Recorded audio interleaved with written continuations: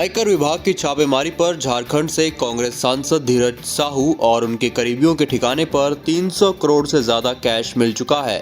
इन ठिकानों में झारखंड, ओडिशा और पश्चिम बंगाल के 10 ठिकाने शामिल हैं, जहां आयकर विभाग जांच कर रहा है। टैक्स चोरी के मामले में धीरज के घर, ऑफिस और फैक्ट्री पर बुधवार 6 दिसंबर को छापेमारी शुरू की गई थी। इनकम टैक्स के अफसरों के मुताबिक ये किसी सिंगल ऑपरेशन में बरामद हुई अब तक की सबसे बड़ी रकम है। आयकर विभाग को अब तक ओडिशा के टिटलागढ़, बोलांगीर और संबलपुर स्थित ठिकानों से 300 करोड़ कैश मिल चुका है। धीरज साहू कांग्रेस के राज्यसभा के सांसद हैं। उनके निवास और उनके ठिकानों से लगभग 300 करोड़ के आसपास की रोकड़ नकदी की बरामदगी हुई है।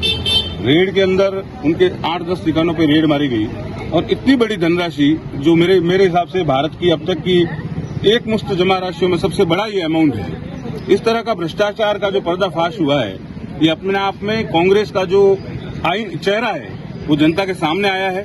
हमारे मोदी जी बिल्कुल भ्रष्टाचार के अगेंस्ट जो बातें करते हैं उसका ये प्रमाण है कि अगर कहीं पर भी भ्रष्टाचार है, कहीं पर भी इस तरह की कार्रवाई है, तो हम उससे पीछे नहीं हटने वाले हैं। भ्रष्टाचार जो भी करेगा उसका हश्र इस तरीके से ही होने वाला है। यह एक स्पष्ट संदेश है। जो गारंटी की बात मोदी जी करते हैं, यह कार्रवाई उस गारंटी का प्रमाण है।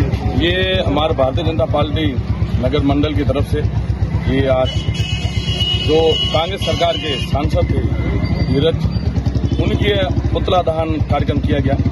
जो मोदी जी ने कहा था कि सरकार के अंदर जो नेता बैठे हैं, चाहे आम नागरिक बैठे हैं, जो भ्रष्टाचार करेगा उनका यही हश्य होगा। ये गारंटी है, आज से चालू हुई है। ये निरंतर जैसे जो लोग भ्रष्टाचार करेंगे उनके ऊपर ऐसी कार्रवाई बढ़ती रहेगी। 8 दिसंबर से नोट गिनने के लिए 40 बड़ी और छोटी मशीनें लगाई गई हैं। नोटों की गिनती अभी भी जारी है।